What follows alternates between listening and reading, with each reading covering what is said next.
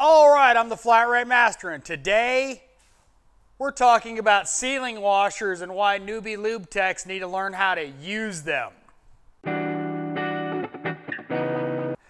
All right, so if you've been in this business any length of time, you know certain vehicles have drain plug sealing washers, aluminum, various materials, but you have to replace them every time you do an oil change.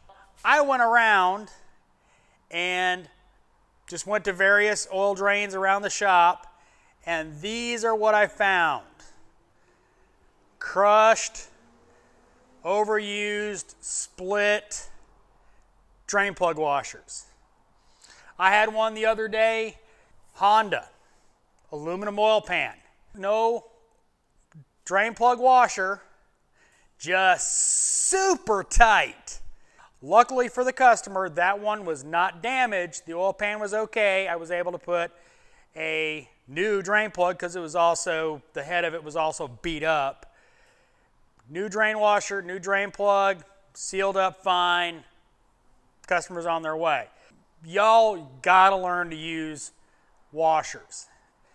It's basic stuff. The whole point of a sealing washer, especially the aluminum ones, is they're a crush washer, meaning they crush. They take up some of the torque that you just put on there, you know, going full gorilla on it, and crushed it. That's the whole point of them. They're one-time use. Stop reusing them. If your shop doesn't have them, start yelling at the front, we need crush washers, we need crush washers. There's no reason a professional auto repair shop or even oil change place should not stock these. Just, there's no way around it. You should stock these. They should get replaced on every oil change, period. These right here were taken out of my roll cart. I keep them on my roll cart. Why? So I can replace them. I know it was a rant, but come on guys, quit putting 400 foot-pounds of torque on a drain plug on the old washer.